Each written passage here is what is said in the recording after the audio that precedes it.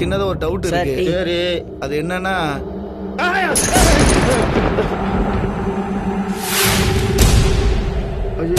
என்ன சார் இது? ஸ்டேஷன் வந்தாலே டெய்லி ஒரு கிளாஸ் உடைக்கிறீங்க. உங்களுக்கு முன்னாடி நேத்து பரமன் சார் ஒரு கிளாஸ் உடைச்சிட்டாரு சார்.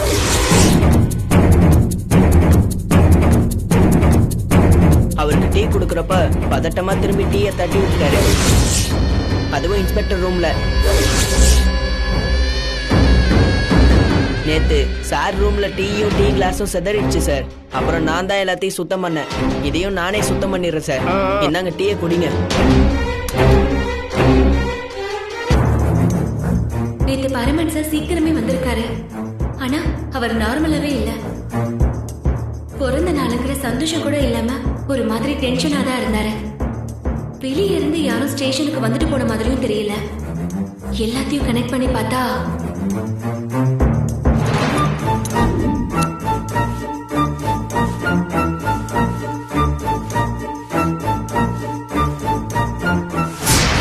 இல்ல, அந்த பையன் கிட்ட விசாரிச்சு பார்க்கணும். அப்பதான் என் சந்தேகம் சரியான தெரியும்.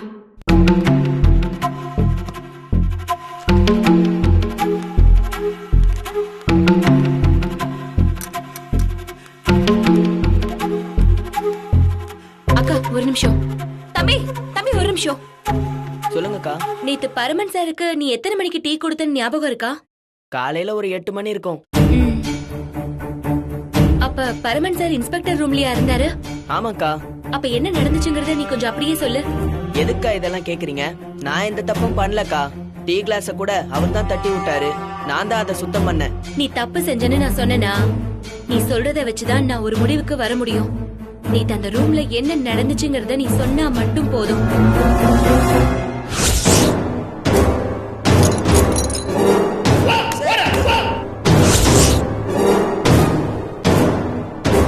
நீ ரூம்குள்ள போனப்ப பரமன் சார் என்ன பண்ணிட்டு இருந்தாரு? டேபிள் பக்கம் அவர் திரும்பி நின்னுக்கிட்டு இருந்தாரு. நான் திடீர்னு உள்ள போய் டீயை நீட்டினதோ அவர் பதட்டமா திரும்பினாரு பாருங்க. அப்பதான் அவர் கைப்பட்டு டீ கிளாஸ் உடைஞ்சிருச்சு. சரிப்பா, நீ போ. நான் உன்னை கூப்பிட்டு விசாரிச்சதை நீ இங்க யார்கிட்டயுமே சொல்லாத. சரிக்கா.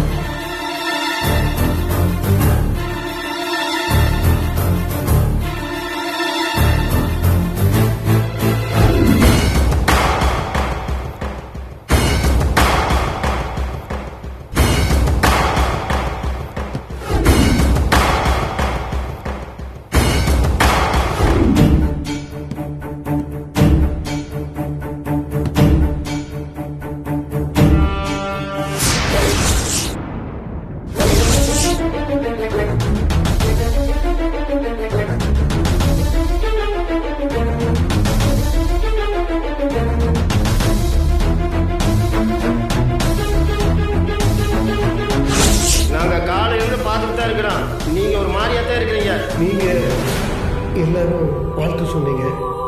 அந்த சந்தோஷத்துல எனக்கு ஒன்றும் புரியல. அதான் தவிச்சு போய் திகைச்சு போய் நிற்கிறேன்.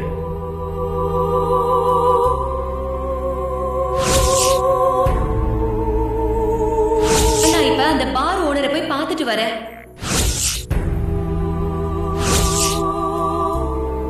கொஞ்சம் அறிவு இருக்கா? நீ எனக்கு அவனை போய் பார்த்த? யாருக்கு போய் பார்த்த? சீனியர் கிட்ட ஒரு வார்த்தை கேட்க மாட்டேன்.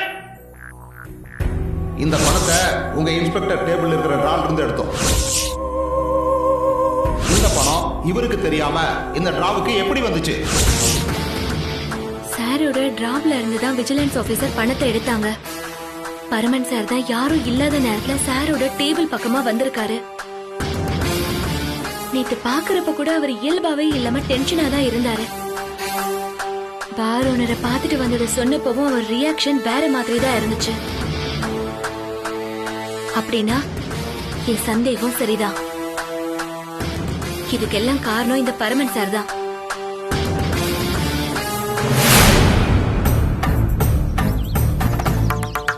நீங்க இப்படி செய்வீங்கன்னு நான் நினைச்சு கூட பாக்கல சார். சார் உங்க மேல எவ்வளவு மரியாதையும் அன்பும் வச்சிருக்காருன்னு உங்களுக்கே நல்லா தெரியும். உங்களை கூட பொறுக்காத அண்ணனா நினைச்சு உங்க பிறந்த நாளுக்காக ஸ்டேஷன்ல எல்லாருக்கும் ஸ்வீட் கொடுத்து சந்தோஷமா கொண்டாடினாரு. பணத்துக்காக அவருக்கு துரோகம் செய்ய உங்களுக்கு எப்படி சார் மனசு வந்துச்சு? பணத்துக்காக அல்ல, மாசத்துக்காகத்தான் இந்த பாவத்தையே செஞ்சேன்.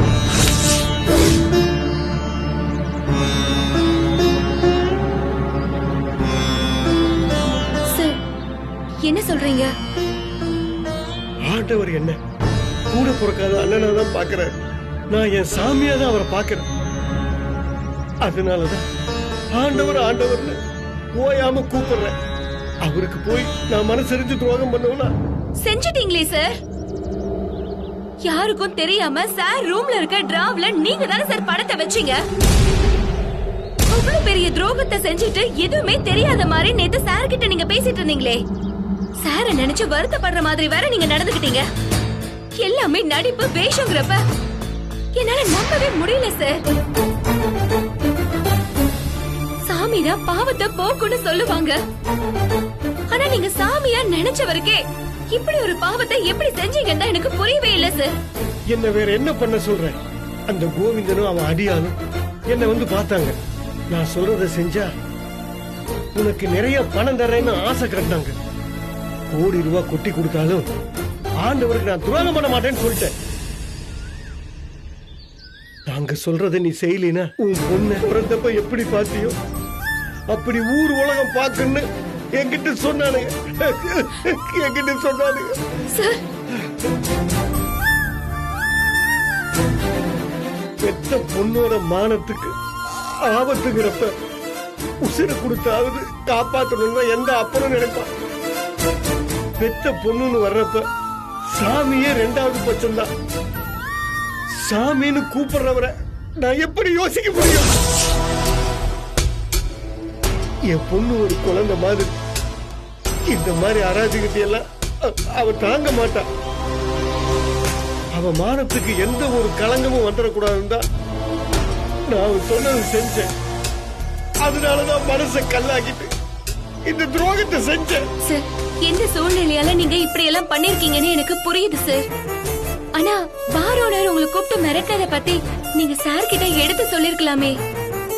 உங்களுக்கும் உங்க பொண்ணுக்கும் எந்த பிரச்சனையும் வராம சார் ஏதாவது செஞ்சிருப்பாரே. நீ சொன்ன மாதிரிதான் நானும் செஞ்சிருக்கணும். ஆனா என் பொண்ணுக்கு ஆபத்து முன்ன என் மூளை மழுகி போச்சு. போலீஸ்காரன் நினைப்பு போய் ஒரு அப்பாவா என்னால யோசிக்க முடிஞ்சது. அவளை காப்பாற்ற இதை தவிர வேற வழியே இல்லைன்னு முடிவு பண்ணிட்டேன். அதுதான் நான் செஞ்ச தப்பு. அதான் நான் செஞ்ச பெரிய முட்டாள்தனம். என் பொண்ணுக்காகத்தான் நான் இதை செஞ்சேன்னு என்ன சமாதானப்படுத்தேனே ஒழிய என்னால ஒரு நிமிஷம் கூட நிம்மதியா இருக்க முடியல. ஆண்டவருக்கு துரோகம் பண்ணிட்டேங்கிற குற்ற உணர்ச்சி அப்படியே என்ன கொஞ்சம் கொஞ்சமா அரிச்சு தின்னுட்டு இருக்கு. என்ன நினைச்சா எனக்கே கூச்சமா அருவருப்பா இருக்கு. இப்படி ஒரு சூழ்நிலை மாட்டிக்கிட்டோமோன்னு ஒவ்வொரு நிமிஷமும் நான் துடிச்சுக்கிட்டே இருக்கேன். உங்களை எல்லாம் நேருக்கு நேர் பாக்குற தைரியம் கூட எனக்கு இல்ல. அதனாலதான் ஸ்டேஷன் கூட வராம இங்கேயே சுத்திட்டு இருக்கேன். சார், இப்ப நீங்க மனசு வச்சா கூட உங்களால நடந்த தப்ப நீங்களே சரி செய்ய முடியும். இந்த பிரச்சனையில இருந்து சாரை நம்மளால வெளியே கொண்டு வரவும் முடியும். செஞ்ச பாவத்துக்காக நிஜமாவே நீங்க வருத்தப்பட்டீங்கன்னா, அதுக்கு பரிகாரம் செய்யணும்னு நீங்க ஆசைப்பட்டீங்கன்னா, நான் சொல்றதை நீங்க செய்யணும் சார். நான் என்ன செய்யணும் சொல்லு. என்னால இந்த சங்கடத்தையும் உறுத்தலையும் தாங்கவே முடியல. ஏண்டா இப்படி ஒரு பாவத்தை செஞ்சேன்னு என் மனசாட்சி என்ன போட்டு உலுக்கிட்டே இருக்கு. அந்த வேதனையே நான் செத்துருவோம் போல இருக்கு. என் பொண்ணை காப்பாத்தான் நான் இந்த தப்பையே செஞ்சேன்.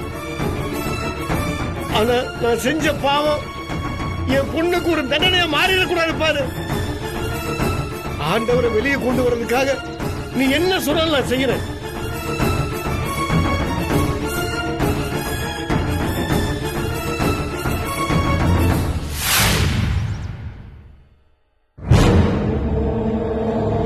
சார், இவர் ரூம்ல இருந்த டேபிள் டிராயர்ல இருந்துதான் நாங்க இந்த பணத்தை எடுத்தோம். இந்த பணம் எப்படி வந்துச்சு, இதோட சோர்ஸ் என்னன்னு கேட்டப்ப இவர்கிட்ட இருந்து சரியான விளக்கம் வரல. இந்த பணம் ஏதுன்னு கேட்டதுக்கு தெரியாதுன்னு சொல்றாரு. நமக்கு வந்த இன்ஃபர்மேஷன் படி பார்த்தா இது லஞ்ச பணம் தான்னு கன்ஃபார்மா தெரியுது சார். இவரை நிரபராதின்னு ப்ரூஃப் பண்ண இதுவரைக்கும் இவர் பக்கத்துல இருந்து எந்த விதமான ஆதாரமும் கொடுக்கவே இல்லை சார். இவர் மேல என்ன ஆக்ஷன் எடுக்கணும்னு இனிமே நீங்க தான் முடிவு பண்ணணும் சார். லஞ்ச பணத்தோட உங்களை கையும் களவுமா பிடிச்சிருக்காங்க. இது தொடர்பா நீங்க ஏதாவது விளக்கம் சொல்ல விரும்புறீங்களா? இல்ல சார். அப்படின்னா குற்றத்தை ஒத்துக்கிறீங்களா? இல்ல சார், அந்த லஞ்ச பணத்துக்கு எனக்கு எந்த சம்பந்தமும் இல்ல.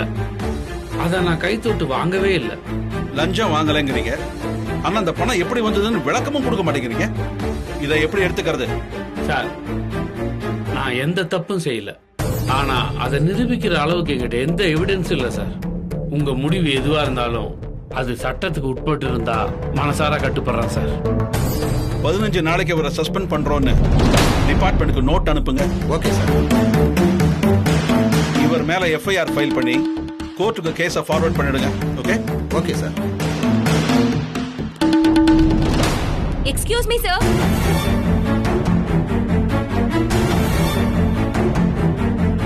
எஸ், உள்ள வாங்க.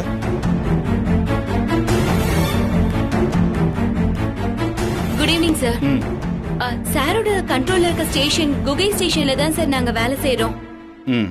சார் மேல இருக்க கம்ப்ளைண்ட் தொடர்பா நாங்க இங்க ஒரு எவிடன்ஸ் முக்கியமானதை கொடுக்கணும் சார். அதுக்கு நீங்க தான் அனுமதி கொடுக்கணும் சார், ப்ளீஸ். என்ன எவிடன்ஸ் சொல்லுங்க. என் பேரு விஷ்ணு பரமன். நான் குகை ஸ்டேஷன்ல ஏட்ட இருக்கேன். சாரோட ரூம் டிராயர்ல எப்படி பணம் வந்துச்சுங்கிறது உங்க கேள்வி. அந்த பணத்தை டிராவில் வச்சதே நான் தான் சார்.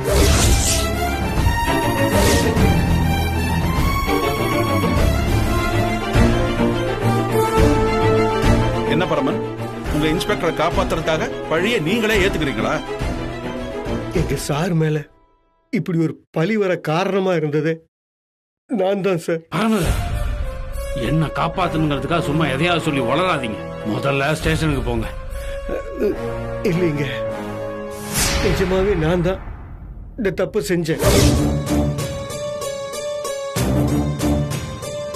உங்க விரலை வச்சு உங்க கண்ணை குத்திட்டாங்கன்னு வருத்தப்பட்டீங்களே, அந்த விரல் நான் தான்.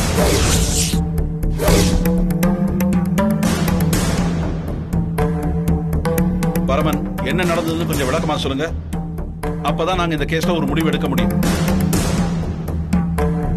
புரியுது சார். எதையுமே மறைக்காம எல்லாத்தையும் மறைக்காம நான் அப்படியே சொல்லிடுறேன். அந்த கோவிந்தன் பார் ஓனர் எங்க ஸ்டேஷனுக்கு வந்ததுதான் இந்த பிரச்சனையோட ஆரம்பமே.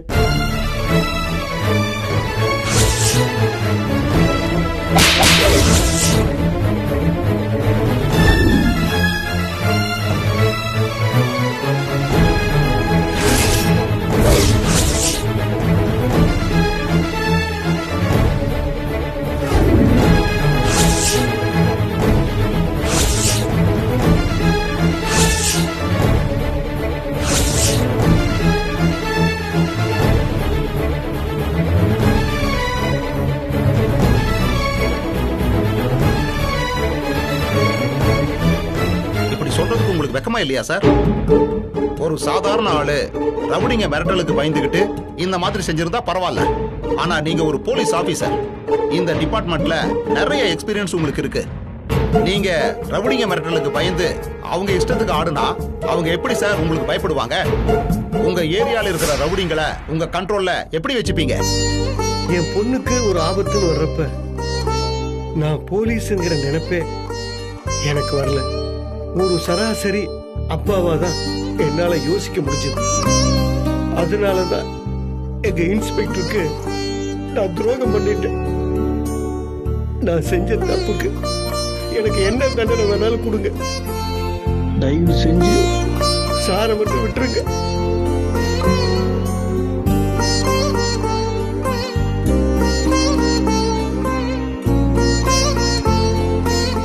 உங்க சாட்சி நாங்க ஏத்துக்கிறோம் பரமன். உங்க இன்ஸ்பெக்டர் மேல பொய்யான கம்ப்ளைண்ட் வர காரணமா இருந்ததுக்காக உங்களை 15 நாள் சஸ்பெண்ட் பண்ண ரெக்கமெண்ட் பண்றேன்.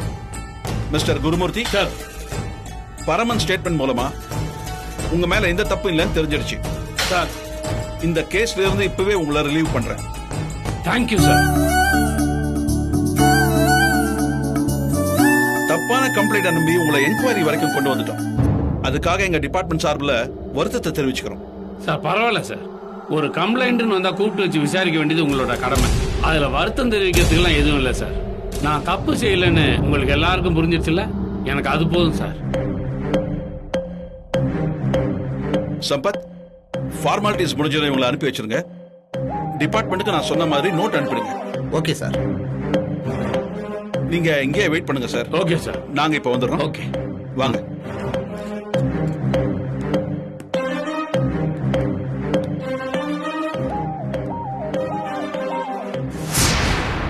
உங்க முகத்தை பார்க்கிறதுக்கு எனக்கு வெக்கமாவும் கூச்சமாவும் இருக்கு. நான் சொல்றத செய்யலைன்னா உன்னை கொன்றுவேன்னு அவங்க சொல்லியிருந்தா நான் என் உயிரை விட கூட தயாரா இருந்திருப்பேன்.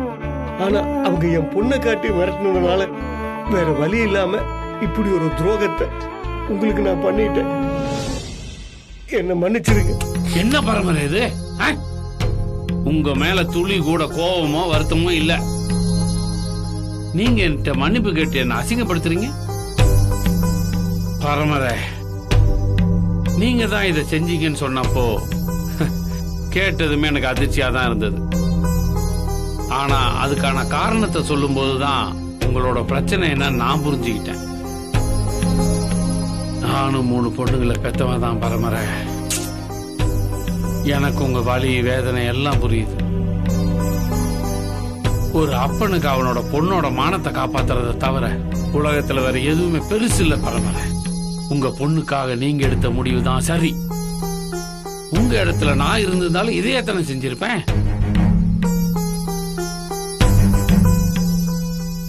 நீங்க இதுக்காக எல்லாம் சங்கடப்படாதீங்க பரமரை. சூழ்நிலையால தான் என் பரமரை இப்படி ஒரு தப்பு செய்ய வேண்டியதாயிடுச்சு. உங்க நிலைமைய டிபார்ட்மெண்ட்ல எடுத்து சொல்லி உங்க சஸ்பெண்ட் ஆர்டரை கேன்சல் பண்ண முடியுமான்னு ட்ரை பண்றேன். ரொம்ப நன்றிங்க. துரோகம் செஞ்சு எனக்கு கருணை காட்டுறீங்களே. உங்க மனசு யாருக்குமே வராது. நீங்க வயசுல சின்னவரா இருக்கீங்க. இல்லைன்னா உங்க காலில் விழுந்திருப்பேன்.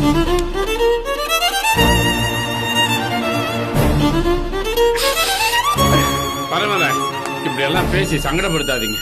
நடந்ததெல்லாம் மறந்துட்டு கொஞ்சம் ஃப்ரீயா இருங்க. அம்மா, நான் நினைச்ச மாதிரியே அப்பா கொஞ்சம் கொஞ்சமா மாறிட்டு இருக்காரு. ரொம்ப சந்தோஷமா இருக்குமா. அப்பா முழுசா மாறணும். அம்மாவும் மனசு மாதிரி அப்பாவை ஏத்துக்கணும். நாங்க எல்லாரும் ஒன்னா சந்தோஷமா இருக்கணும். இந்த வேண்டுதலை நீதாம்மா நிறைவேற்றி வைக்கணும். சார், உங்க 2 பேரையும் சார் உள்ள வர சொன்னாரு.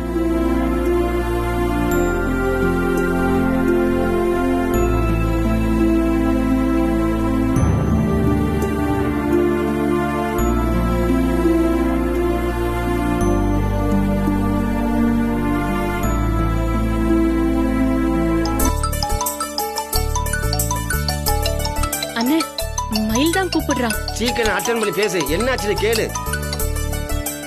ஹலோ மயில, சாரோட கேஸ் என்னாச்சு? சார வெளியில கொண்டு வர ஏதாவது செய்ய முடிஞ்சதா? அக்கா, அதை சொல்றதுக்காக தான் கால் பண்ணேன். சார் மேல எந்த தப்பும் கிடையாதுக்கா. அவர் அந்த லஞ்ச பணத்தை வாங்கலன்னு நம்ம இங்க நிரூபிச்சாச்சு. சார் இந்த கேஸ்ல இருந்து ரிலீவ் பண்ணிட்டாங்கக்கா. ஐயோ, ரொம்ப சந்தோஷமா இல்ல. ஆனா எப்படி இதெல்லாம் நடந்துச்சு? சாருக்கு ஆதரவா தான் நம்ம கிட்ட எந்த ஆதாரமும் இல்லையே. நீ ஏதோ முயற்சி பண்றேன்னு கிளம்பி போன. நீ எங்க போன? என்ன ஆதாரத்தை கண்டுபிடிச்ச? மயில, எனக்கு ஒண்ணுமே புரியல. அக்கா, எல்லா விஷயத்தையும் நான் நேர்ல வந்து சொல்றேன்க்கா. நீங்க எல்லாரும் அங்க டென்ஷன்ல இருப்பீங்கன்னு எனக்கு தெரியும். சாருக்கு எந்த பிரச்சனையும் இல்லங்கறத முதல்ல உங்களுக்கு நான் இன்ஃபார்ம் பண்ணணும்னு தான் கால் பண்ணேன். நல்ல வேலை செஞ்ச மயில. இல்லன்னா யோசிச்சு யோசிச்சு எங்க மண்டையே வெடிச்சிருக்கும். அது சரி, நீ எப்ப இங்க வர? இன்னும் கொஞ்ச நேரத்துல ஃபார்மாலிட்டிஸ் எல்லாமே முடிஞ்சிருக்கா. நானும் சாரும் உடனே ஸ்டேஷனுக்கு கிளம்பி வந்துடுறோம். சரி மயில, சீக்கிரம் வந்துருங்க. மயில் என்ன சொன்ன மணி? தலைவர் நிலைமை என்ன? சார் எந்த தப்பு செய்யலன்னு என்கொயரியில நிரூபிச்சுட்டாங்களாம். சார் மேல எந்த ஆக்ஷனும் எடுக்காம ரிலீவ் பண்ணிட்டாங்களாம். Super money. எப்பவும் போல நம்ம மயில சாதனை பண்ணிட்டான்.